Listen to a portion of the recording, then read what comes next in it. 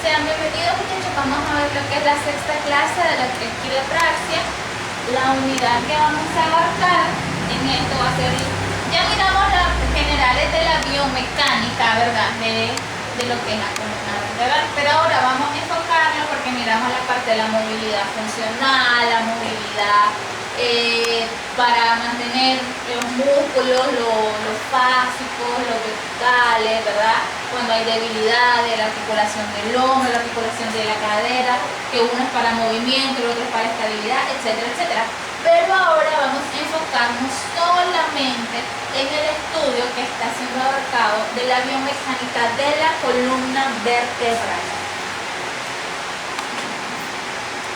Entonces tenemos que primero la biomecánica de la columna actúa, como ya sabemos, todo un conjunto, ¿verdad?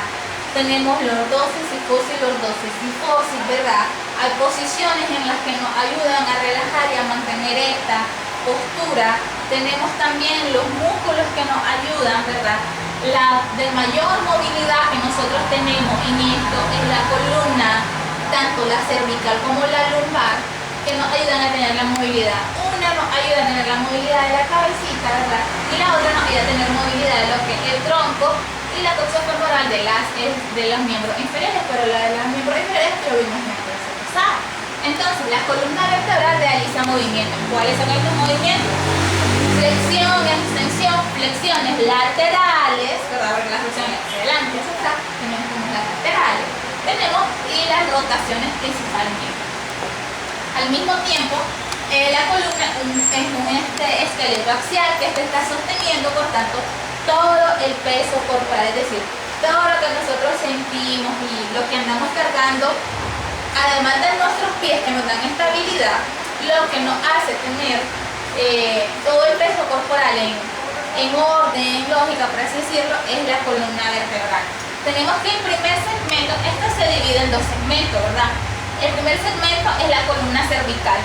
Ya se lo dije, ¿verdad? Que esta nos permite girar el cráneo para tener un mayor campo visual. El segundo segmento es el raquis lumbar, que acerca lo que son las manos al suelo. Por ello, la flexión es el movimiento más amplio que se produce en la región lumbosacra. Entonces, ya sabemos que tenemos dos segmentos principales de lo que es toda la columna. La cervical, que nos da una rotación y diferentes movimientos para tener un campo visual, y la segunda que es acerca de la región lumbosacra, específicamente las lumbares, ¿verdad? Y la movilidad de la columna se produce en la articulación triangular. ¿Qué quiere decir triangular? Quiere decir que ambas articulaciones interhipofisiaria y al disco intervertebral, es decir, la ala de lo que tiene, lo que es el disco o la columna intervertebral, el cuerpo que tiene y lo que tiene por dentro, que es el disco intervertebral, que cada uno de estos tiene sus propios biomecánicamente para la funcionalidad de la columna, que vamos a verlo más adelante. ¿Cuál es esta teoría triangular de la triangulación del articular? Capacchi, ha sido un hombre que ha venido haciendo estudios a lo largo del tiempo para saber y dar a conocer bien lo que es la parte de la columna vertebral. Vino y se puso a descomponer todo lo que es mecánicamente en los tipos de vértebras, ¿verdad? Desde las vértebras cervicales, las torácicas, que son las menos móviles, y las lumbares principalmente, ¿verdad? Las sacras y las coxistas. Señala de que dice que hay un cuerpo vertebral y un arco posterior en forma de hendidura. Nosotros podemos ver que esto, es decir, la conexión que tiene. Aquí tenemos el disco intervertebral, el cuerpo pulposo, las fibras de colágeno de lo que está hecho, y las alas posteriormente de lo que es la vértebra. Tenemos de que ambos al lado del cuerpo posterior constituyen lo que es la apófisis articulares, delimitándose en dos partes. Una parte anterior al macizo articular, que es el pedículo, y otra posterior, que son las láminas. Entonces, esto es la descomposición que hizo Capacchi en aquel entonces, ¿verdad? De la descomposición de la vértebra. Y en este tenemos la columna vertebral en forma de una columna. Justamente por eso le dio este nombre, debido a la forma que tiene, que va formando columna, una tras otra, tras otra, tras otra, y el nombre de vértebra, columna vertebral. Eso fue lo que él dijo, que teníamos dos entonces. Un arco posterior, el cuerpo, y el arco de la forma y la hendidura, que es, por así decirlo, donde se enlaza y se conecta para tener la movilidad que éste posee. Tenemos de que este se dijo también de que se iba ya sea a sostener como una palanca, como lo habíamos dicho en la clase pasada. ¿Por qué? Porque según los movimientos que nosotros realicemos, este también va a ejercer la presión o se va a concentrar a un lado más que en el otro. Entonces tenemos que aquí en la figura número A, el equilibrio de la fuerza a nivel intervertebral va a estar en dependencia, es decir, del centro de la palanca que nosotros tengamos.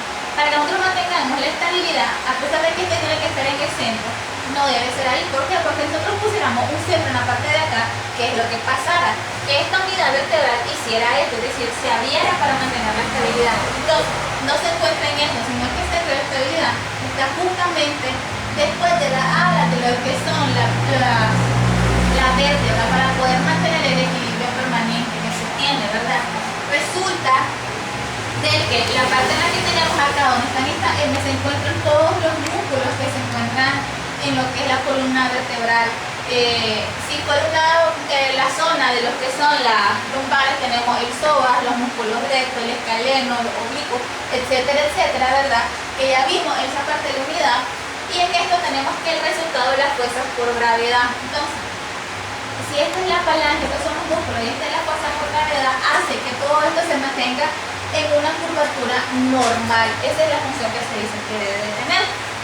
Y esta es cuando nosotros tenemos la presión y la hacemos hacia este lado. En cambio, este es cuando la hacemos hacia adelante. Entonces, la hacemos para este lado, los músculos comienzan a hacer su trabajo manteniéndolo igualmente. Que también tiene una biomecánica muscular y una biomecánica de los ligamentos que esta nos ayudan a mantener la vértebra justamente donde se deben de tener.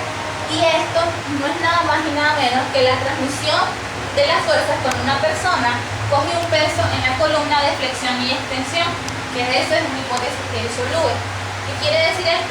Que dependiendo de la flexión y extensión que nosotros hagamos, el cuerpo pulposo, es decir, el disco intervertebral, el núcleo y las fibras se van a ver comprimidas o van a tener un lugar donde tengan una mayor fuerza. Y más adelante vamos a ver lo que es la nutrición del disco intervertebral para saber por qué es avascular, por qué se nutre y cómo nos causa una degeneración, cuál es la compensación que tiene. Entonces, tenemos que la biomecánica de la unidad funcional está constituida, ya lo hemos visto, ¿verdad?, por el disco intervertebral principalmente y por las articulaciones apofisiales, ¿verdad? Este es el complejo triarticular, perdón. Entonces, el complejo se encuentra formado funcionalmente por dos vértebras y un disco. ¿Por qué por dos vértebras? Porque este mismo disco que se supone que tenemos acá es el contacto que se usa para que la vértebra superior y la vértebra inferior no choquen. Pero cuando este disco se encuentra dañado, hay un choque, hay una degeneración del disco intervertebral, produciendo así un daño en la que es la columna vertebral. Entonces, esto es entre cada dos discos se supone que debe de haber principalmente el disco que nos permite la movilidad entre las vértebras y así en la columna vertebral. En el disco intervertebral tenemos que es la nutrición que este tiene, se va a dar por lo que es avascular. Entonces, como es avascular, al momento de tener una presión es cuando él lo comparan con unas fibras o de manera elástica. Este tipo de disco es el único que trabaja avascularmente, es decir, él no tiene una irrigación de la arteria o de las venas o de algún vaso capilar que entre y lo nutra a él. No, él está hecho de fibra y de colágeno, que las células que esto tiene son los fibroblastos, las células cartilaginosas y las células condrales, que se encargan de mantener el metabolismo en la parte de lo que es el disco intervertebral, de manera homogénea, es decir, de manera normal que este tiene. Cuando se ejerce una fuerza demasiado alta en lo que es este disco, se dice que hay un retardo en el metabolismo. ¿Por qué? Porque está tan presionado que él no puede nutrirse, no puede llevar por completo toda la parte del metabolismo de los fibroblastos, de las células cartilaginosas, de las células condriales, de la presión oncótica y coloidosmótica, para poder llevar toda la nutrición que éste necesita, que va a estar en dependencia y variaciones por medio de las presiones.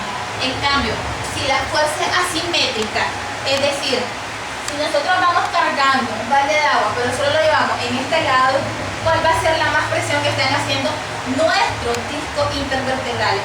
A este lado, porque estamos de esta manera, ¿verdad? Estamos lateral, haciendo una flexión lateral. Entonces, donde están haciendo más fuerza es acá. En ese momento hay un retardo de mi metabolismo. Pero cuando la fuerza es asimétrica, un ejemplo, me la pongo el balde en la cabeza, entonces hay una actividad mayor en la zona de menor comprensión, ¿verdad? Que este va a tener. En la zona lumbar, por lo general, no presenta una compresión igual. ¿Por qué? Porque recordemos de que ya presenta lo que son las lumbares y las sacras. Entonces, se dice de que no presenta una compresión normal debido a que ya hay un cambio de vértebras. Recordemos que tenemos el triángulo del sacro, ¿verdad? En cambio, este se une a lo que son los discos intervertebrales o las vértebras a 140 grados. Entonces, debido a esto, que como no son iguales, estas son más anchas y el disco intervertebral es aún más grande, más ancho, es más nutrido, tiene más núcleo pulposo, fibras colágenas, etc., permite un movimiento hasta de 140 grados.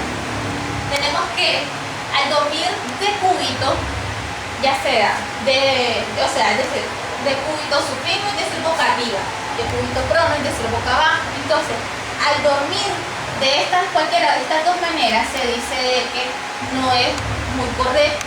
¿Por qué? Porque los discos intervertebrales se encuentran sometidos a diferentes presiones que vamos a ver más adelante.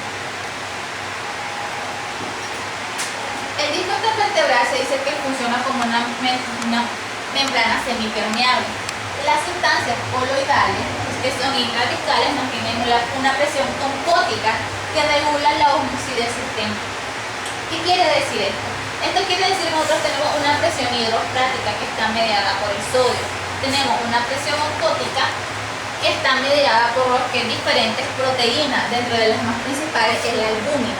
Entonces, para que esto encuentre un nivel normal entre la presión hidrostática y la presión oncótica, tenemos la coloidosmótica, que es que está mediada por el triángulo, es decir, de que todo debe mantenerse en un equilibrio normal debido ante el sodio y estas proteínas. Entonces, ¿qué es lo que pasa? Las sustancias coloidales intradiscales mantienen una presión que regulan la ósmosis del sistema. La ósmosis es decir, el paso de agua o de gradiente de donde hay menor concentración de donde hay mayor concentración a menor concentración. Entonces, si el mecanismo viene y se altera por la difusión de las sustancias coloidales, se produce una presión menor oncótica, es decir, donde se están nutriendo por medio de la albúmina y de diferentes proteínas, va a haber una alteración. Entonces, el metabolismo celular por el cual él se nutre comienza un proceso de degeneración cuando hay una disminución de esta sustancia. Esta sustancia lo que hace es mantener el metabolismo del disco intervertebral de manera efectiva para que este no se degenere. Pero si este mecanismo hace que las sustancias sean menos, entonces se produce el proceso de degeneración en lo que es el disco. Entonces, si el disco no sufre presión, hay un aumento de la entrada de las diferentes sustancias, por lo que es la parte del núcleo y de los anillos fibrosos, entonces se mantiene bien. Pero cuando hay una presión, hay algo que está presionando el disco intervertebral, entonces va a ser inversa cuando hay un... Esto quiere decir de que si cuando no hay presión, las sustancias están entrando bastante bien, cuando hay una presión, las sustancias lo que van a buscar es salirse de ahí. Entonces, cuando ellas intentan salirse debido a la presión que se está haciendo, es cuando se produce una degeneración del disco. Entre las presiones intradiscales, estas van a ser en las diferentes posturas que nosotros tenemos, que la medida de ellas es los kilopascales. ¿Por qué? Porque va a estar en dependencia entre menos kilopascales nosotros ejercamos, va a haber una mayor postura, va a haber una mayor estabilidad en lo que respecta a la biomecánica de la columna vertebral. Entre peor postura tengamos, vamos a hacer de que el cuerpo comience a deformarse y a ejercer, la columna vertebral ejerza un cambio en su curvatura debido a la presión de la fuerza que nosotros ejercemos al estar en una manera encorvada, como podemos ver de los kilopascales. Los 1500 tenemos de esta manera, la presión óptima que son 500 kilopascales, que es lo que va a sostener de nuestro peso corporal en sí, se ven afectadas. Esto también va a estar en dependencia cuando nosotros estemos sentados. Y esto también va a estar en dependencia de las sillas, porque hay sillas que no tienen espaldares, otras que tienen espaldares. También las manecillas que estas tienen van a estar en dependencia, porque si es una silla que no es a nuestra medida y las manecillas nos quedan hasta acá arriba, no vamos a tener una buena posición. Nuestra parte de lo que es la columna o lumbar se van a ver afectadas y puede crear hasta un dolor en el cuello provocando una cervical. Dentro de la biomecánica, ahora sí ya miramos la parte de las posturas, ¿verdad? Un poco, miramos la parte de la nutrición, cómo él tiene y cómo se va degenerando. Podemos hablar de lo que es la biomecánica del disco. Esta tiene dos funciones y hasta al mismo tiempo pueden ser contradictorias. ¿Por qué? Porque su anatomía estructural se dice de que primero limita los movimientos vertebrales, pero al mismo tiempo los facilita. ¿Por qué quiere decir? Esta mecánica del disco, como podemos ver, muchas veces lo comparan como lo que es un muelle helicoidal o como una pequeña bolita. Diversas teorías han sido rechazadas y otras aceptadas, ¿verdad? Por lo que esto. Pero porque es contradictorio, pero al mismo tiempo es cierto. Nos limita. ¿Por qué? Porque si nosotros no tuviéramos una limitación por parte del disco intervertebral, ¿verdad? ¿Qué es lo que pasaría cuando hacemos una extensión, una hiperextensión de la columna? Nos vamos hacia atrás. Llega un momento en el que ya nosotros tenemos que dejarnos caer o que alguien nos sostenga. ¿Por qué? Porque hasta ahí llega la curvatura y hasta ahí es donde puede llegar la extensión de la columna vertebral, pero al mismo tiempo nos facilita ya sea agacharnos para recoger de manera incorrecta un lápiz que no flexionamos en nuestras rodillas o hacer una hiperextensión hacia atrás, provocando así que uno se vaya completamente detrás y el cuerpo quede nivelado de manera de dos, ¿verdad? Se ha calculado de que dice de que el núcleo soporta en un primer momento en el que se le somete una fuerza de compresión a un 75% de ella y el anillo se dice de que soporta hasta un 25%. Pero si la fuerza continúa actuando, se produce una disminución en el núcleo. Recordemos que el núcleo es lo que está dentro y soporta lo que es un 75%.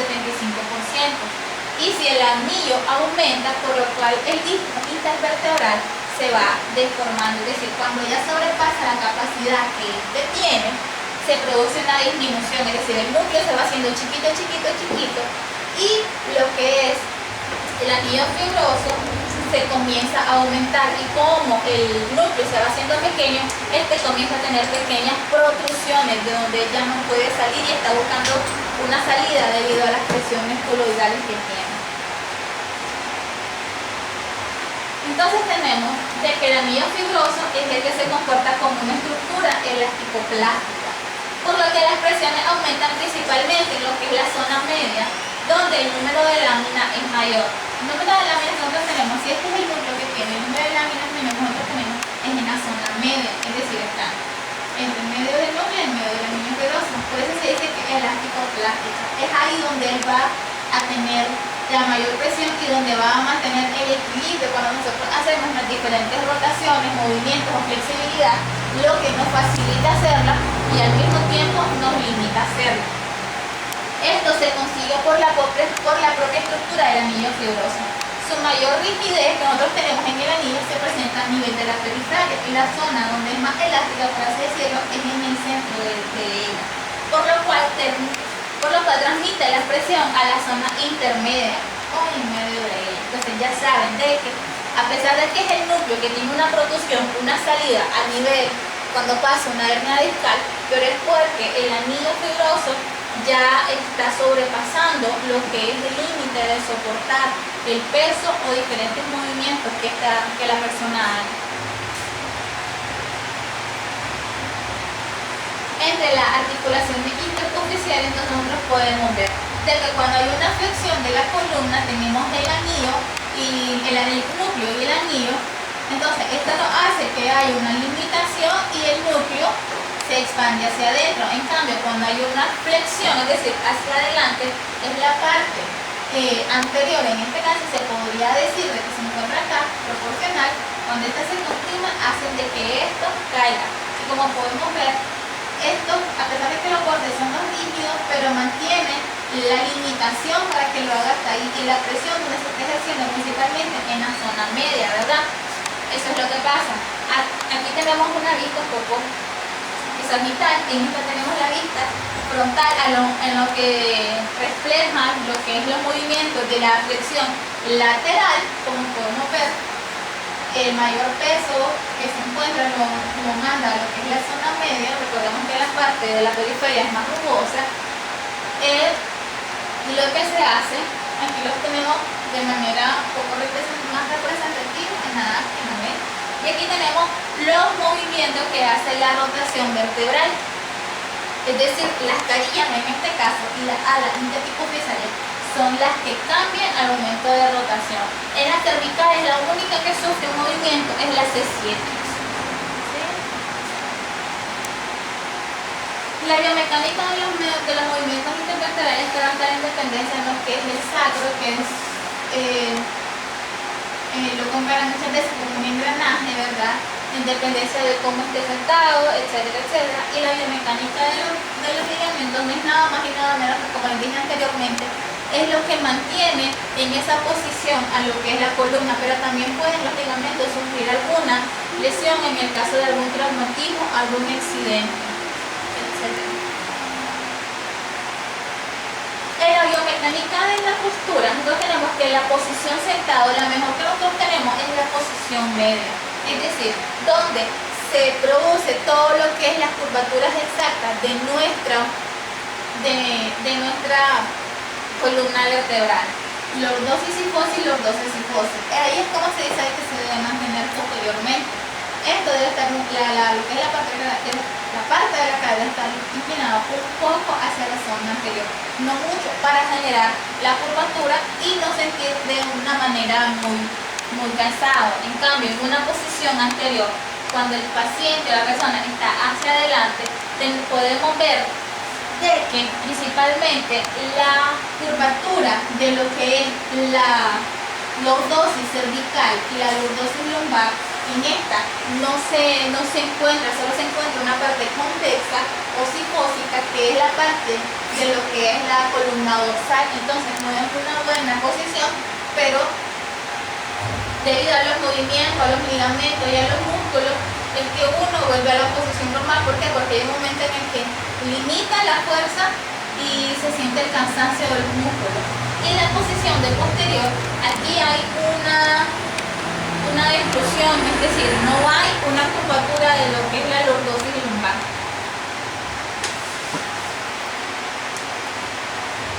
En la posición erecto supino tenemos de que la mejor manera de nosotros podemos estar es un apoyo simétrico, es decir, nuestros dos pies de manera recta podemos tener las curvaturas normales, pero no siempre se cumple, porque debido al cansancio que recargan los miembros inferiores. Entonces existe lo que es el apoyo simétrico. Si no es patológico al momento, ¿verdad?, de hacerlo, porque igual los miembros inferiores se pueden cansar y uno regresa a la posición de apoyo simétrico. Y en la posición de cúbito se dice de que cuando hay una posición de cúbito supino es malo. Es malo porque es malo cuando el paciente no flexiona la pierna. ¿Por qué? Porque lo que hace es que la lordosis, es decir, la curvatura de la zona lumbar, se pronuncie aún más, causando un dolor a lo que es a nivel de la zona lumbar y una posible subluxaciones o desplazamientos de la vértebra.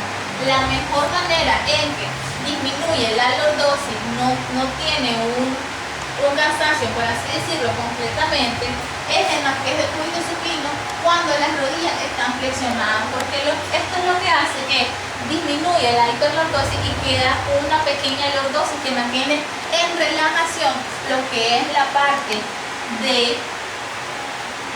la curvatura de la columna vertebral.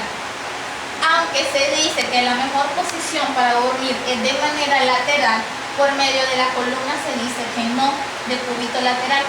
¿Por qué? Porque hay un desequilibrio total. No hay un equilibrio total al momento de la zona cervical, no hay un equilibrio total al momento de la parte torácica, porque los hombros no se encuentran nivelados y hay un hundimiento, hay una curvatura desigual de lo que es la lordosis, a pesar de que es una de las posiciones más cómodas o de las que los doctores recomiendan, ¿verdad? Anatómicamente se dice de que no es muy correcta porque hay un desequilibrio total de esto.